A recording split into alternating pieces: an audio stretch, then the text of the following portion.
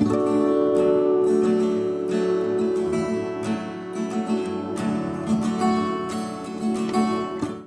everyone, it's Danny. Welcome back to another video for the Cocoa Vanilla Studio design team. Today I'm going to be working with the beautiful new Daydream collection. I just adore this collection and I cannot stop being inspired by it. So this was one of the very first ideas I had for this collection. When I saw this beautiful multi-rainbow paper, I had to fussy cut these little rainbows out, and I am going through with my craft knife and just carefully cutting out all the individual rainbows because I don't want to chop through that background paper. I want to keep that intact apart from these little rainbow cutouts because I'm going to use this whole sheet of paper in making this layout, and you'll see in a minute why I'm cutting out all the rainbows. I want to add some dimension. So I'm just going through with my craft mat and a craft knife and carefully cutting all the way around. Then I'm going to come in with this dark blue navy cardstock, and it's just a textured cardstock. Any brand will work, and I'm trimming that slightly smaller than 12 by 12, just slightly, because I am going to back the rest of that paper with this cardstock. So I'm just going to adhere that straight onto the back with my Scotch ATG. And while I'm doing that, I'll just let you know the blog post for this layout is linked below if you would like to know all the details about each individual different pattern paper and item I used. That is linked below, as well as a link to the Cocoa Vanilla Studio shop. I don't believe this is in the shop yet, but it will be after it has shipped to all the retailers. But I will link it below anyhow if you want to go and have a look. There are lots of beautiful goodies in the shop all the time. So now I'm going through with all my rainbows and I am adding some craft foam, and you can see there I have just popped some craft foam on there, and then I've offset it slightly on the background so that you can still see that darker color peeking out from the back, because I want that to really emphasize the dimension. So when I've finished with this layout, it is going to be super dimensional, and I still have that original pattern paper, but you can just see that navy peeking out from behind all the rainbows, and look at all that beautiful, it's just come to life. All those rainbows are springing out of the page. I'm going to be scrapping this sweet little photo of my beautiful daughter that was taken at my son's birthday party last year, so 2019. And as soon as I had this layout in mind, I knew I was going to use this photo. I had this in mind. Even though I'm not actually up to scrapping these photos yet, I had to skip ahead and put this photo on this layout because I just love this photo of her. It's a really genuine smile. It's really difficult to get her to look at the camera usually, but she's looking at the camera or just slightly away from the camera. Beautiful big smile. She has a dirty face because she'd been playing in the park, and I mean, it's just, yeah, it's one of my favorite photos ever of her. So I'm just going ahead and backing that on the 6x8 paper pad. I'm using the same navy that is on the reverse of the rainbow paper. It's that feather pattern, and I'm just doing that because it's a nice dark color. It really makes the photo stand out because the photo is quite light. So I almost used that yellow. I really love the yellow in this collection, but it just wasn't quite right for some reason that I couldn't put my finger on, and so I switched to this pink, and I like that a lot better. So I'm just adding a slightly thicker border of that and distressing all those layers with my scissors just lightly.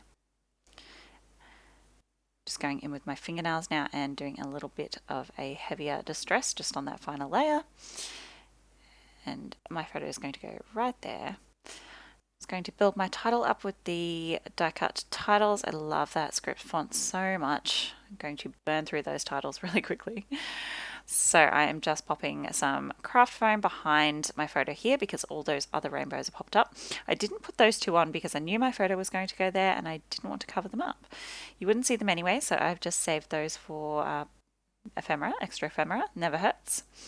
And I'm just gluing down my photo now. So I'm just making sure that everything is at that same level, so when I pop this in a page protector, none of my bits and pieces are going to sort of sag and get squashed. So just a bit of craft foam behind my photo, and I will add a bit more behind my title as well in those spaces where it's not popped up on those rainbows. I'm going to add a few embellishments around my photo. I love that sun. I just couldn't, I don't know, I couldn't make it work on this layout, so I will save that for another one. I'm just going to pop some florals in that kind of diagonal top and bottom corners of my photo. So that's the way she's looking. That's the way my sort of the direction of everything on my page is going. So I want to carry that on. I'm just tucking these florals in and around. I'm going to add a butterfly either side of my photo as well. So I think I just come into the sticker kit. I really like the navy butterfly. That one was just a little bit too overwhelming. So the one on the sticker sheet is just a bit smaller and it was perfect. So I'll also use this one. I'm calling them butterflies, but I think they're moths. Either way. I'm just going to swap that flower out so I don't have two of the exact same color right next to each other. And pop in an extra little leaf. I love all the little bits and pieces in this collection. Really love those to fill out my little embellishment clusters. So I've tucked in a couple of those leaf die cuts there, and now I'm just going to go through and glue everything down. I'm just popping in a spot of, this is just tacky glue at the base of all my embellishments. I don't like to glue everything straight flat to the page. I like the edges to lift up and be nice and dimensional, and quite often I will come through with some extra foam squares and pop the outside edges of my ephemera up.